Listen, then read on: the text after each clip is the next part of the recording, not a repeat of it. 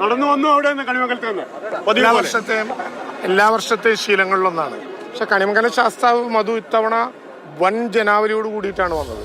സാധാരണ എല്ലാ വർഷവും വരുമ്പോൾ കാണുന്ന ജനക്കൂട്ടമല്ല. ഇത്തവണ ആ ജനക്കൂട്ടത്തിന് ഒരുപാട് പ്രത്യേകതയുണ്ട്. ഇത്തവണ പൂരത്തിന് തന്നെ പ്രത്യേകതയുണ്ട്.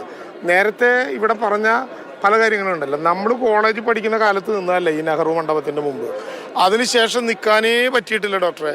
സത്യത്തിൽ കോളേജിൽ പഠിക്കുന്ന കാലത്താണ് ഈ കറണ്ട് ബുക്സിന്റെ മുമ്പിൽ വന്നിട്ട് വെടിക്കെട്ടൊന്നും കണ്ടിട്ടുള്ളത്. പിന്നെ നിൽക്കാനേ പറ്റിയിട്ടില്ല.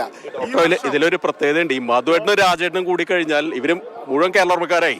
ഞാനും കേരളോർമ്മയാണ്, പക്ഷെ കാലം അറിയുന്നേ ഉള്ളൂ. കാരണം എന്താണെങ്കിൽ ഈ പ്രാവശ്യത്തെ പൂരം നമ്മള് എല്ലാ ആവേശങ്ങളും നിറയുന്ന ഒരു പൂരം. നിറയുന്ന പൂരം എന്ന് മാത്രമല്ല, ഇപ്പൊ നമ്മൾ പറയുന്ന വിധത്തിലുള്ള കണക്കുകളല്ല. നേരിട്ട് ഗവൺമെന്റ് ഇടപെട്ട് ജില്ലാ ഭരണകൂടത്തെ കണ്ട് AGയുടെ ഉപദേശം മേടിച്ച് 20,000-ലധികം പേർ സ്വരാജ് റൗണ്ടിൽ നിന്ന് വെടിക്കെട്ട് കാണുന്ന ഒരു 20-25 വർഷത്തിന് ശേഷമുള്ള ആദ്യത്തെ പൂരാണ്. നിയന്ത്രണങ്ങൾ സ്വാഭാവികമായിട്ടും 14 ലക്ഷം നേരത്തെ വന്നു, ഇപ്പോൾ 18 ലക്ഷം വരും.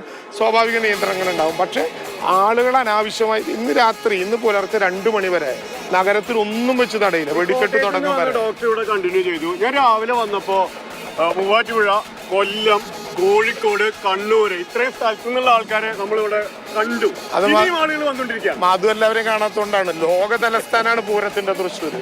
തൃശ്ശൂര് ശ്രീധര, ഞങ്ങൾ ഒന്ന് ഇടപെടുകയാണ്.